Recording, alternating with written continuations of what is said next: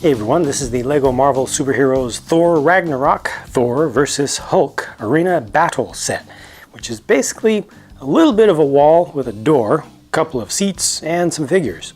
The basic idea with this set is that Thor is going to be forced to fight the Hulk in this comically small, very brightly colored half of an arena. As a result, there's going to be a lot of Hulk smash damage done to this arena, such as it is. But at some point, you know that Thor is going to bring an end to it and say something like, "I won't fight you anymore, brother. We must join forces and vanquish our common enemies to escape together."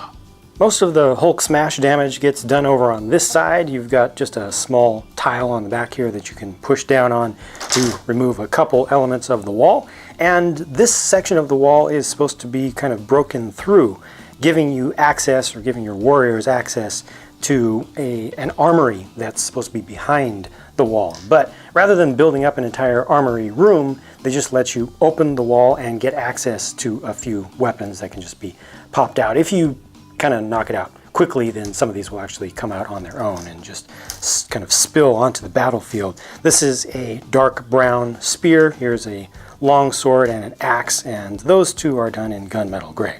There's also a light fixture over here, and you can bring down the pole that supports it by hitting the light itself.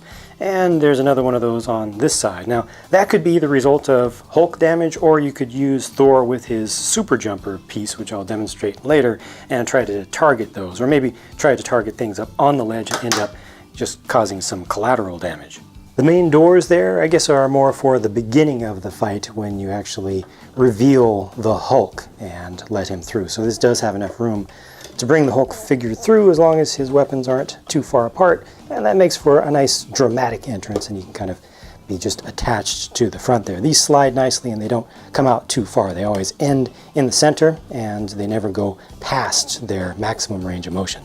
Up top is a throne for the Grand Master, and this is a somewhat simple build, but I think it looks nice. It looks pretty elegant, and the gold is done well enough, has enough shaping to it. But there's a bunch of empty space around him and behind him, just a real hollow. It's a little bit awkward to me that there is as much depth to this platform as there is, but there's no room to place figures behind him or around him. I really like these light fixtures though. As simple as they are, I just like the shaping of them. They look pretty nice. They are on fairly stiff, ratcheted joints, so you as a human can knock those down, but the minifigures are going to have a little bit of tough time if you just try to target them. They give you just a little bit of space around the edges to place figures. On this side, there is a special seat for Loki, and he has his goblet off to the side, but the opposite side just has a couple of spaces where you can put a minifigure or two there to represent other members of the audience, or maybe security for that audience.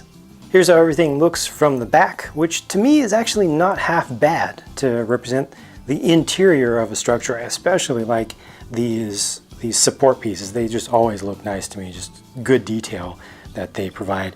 When the doors are opened up, they just slide off to the sides, which gives you a little bit of view through the place. But yeah, just in general, and also these arches here, I think they're just done for support and minimal use of parts, but I think they actually look really nice. They add to the appearance of the thing. And around this side, this is a holding cell, so you would kind of store Thor in there until it's time to bring him out, and then I don't know if he would be brought through the main doors or through a smaller door off to the side, but that has just a printed lock piece on the front, and the rest of the decoration is with stickers. Now each of these wall segments is hinged, so you can actually flatten the entire thing out to make it a little bit wider. It leaves some gaps in there, but kind of changes the play space. If you want to, you can even curve some of these around backwards to do something different.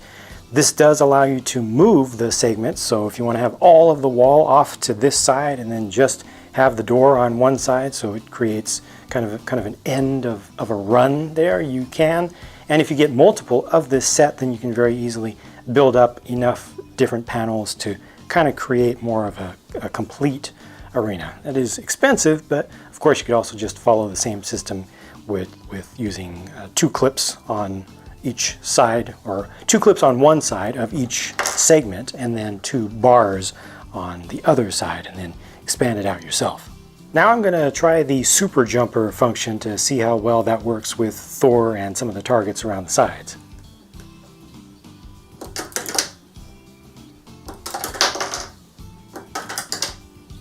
Almost. Again, almost. Didn't fully come down. Halfway. I got Loki halfway knocked back. Here's a closer look at the 4 minifigures. Of course, Thor on the left, the Grand Master there with his pearl gold and light royal blue color scheme for the torso with the red also. Then Loki and one single Sicarian guard. I actually like the torso print of that Sicarian guard.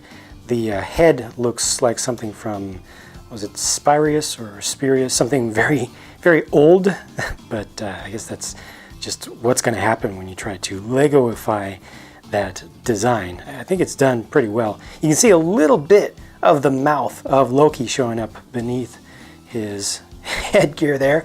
It looks like he's getting a little bit worried with a couple of drops of sweat coming down. This is the nicer, newer style of cape piece, so it's able to be flipped up, and this is the yellowish orange or orangish yellow color. There are the other 2 alternate faces, and a better look at the side arm printing on just one side for Thor.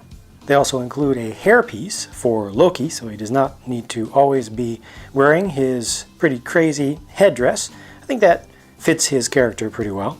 And I wanted to show you up close the damage that is done to the legs of a minifigure. If you haven't seen that before, just at the base of this anti-stud on either side, right down there, you can see it's kind of bent in and scuffed in. That's just from one very slow, very deliberate application of the super jumper piece and one very slow and extra careful removal of it, trying as hard as I could to prevent any damage, but just a little bit occurs. So if you are not careful, you're going to see more than that. If you do it multiple times, you're going to see a lot more. And finally, here's the Thor Ragnarok Big Fig version of the Hulk. His helmet is glued on. You're not going to be able to remove that, unfortunately, but I like how it looks. Of course, it is a big fig, so you're not able to turn the head. Really would have been nice to turn the head, but the printing on the torso is really good. I like the built-up weapons as well. I think they look appropriate. I think they look nice. They were enjoyable to put together, even though they're fairly simple. You know, I think it's always nice to actually assemble together the accessories for any figure. Got the dark brown on this side, which looks pretty good. That single pauldron looks pretty good to me as well. The helmet looks good from every angle. He's relatively plain from the back, but everything just seems appropriate to me. This is nicely done. Even though I'm not a big fan of big figs in general, I wish they had a lot more articulation than they do. You know, it's just arms up and down and then hands rotating in and out. But for what it is, I think they did an excellent job on this big fig.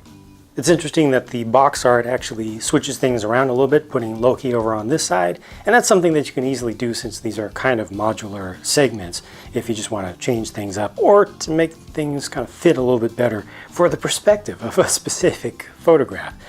Overall, I'm actually a little bit less disappointed in the main build here than I thought I was going to be based on pictures of the thing. It's a little bit bigger, a little bit more substantive in person than it looked like it would be. And you know, all the little action features and the play aspects of it are actually good and fun. I think that it makes for a better toy than I thought it would.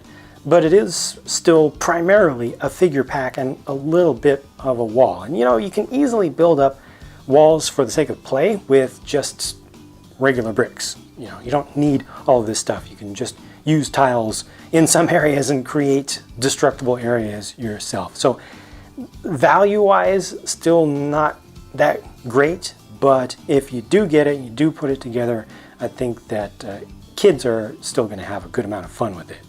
Collectors, though, will probably be unhappy to pay this much for the figures, and especially the Hulk, when the build is actually contributing a lot to the price of the set and the build is not that great to display. But that's it for my look at this set. Hope that this was at least informative for you, and I hope to have a chance to talk to you again soon, because my next video is on the way.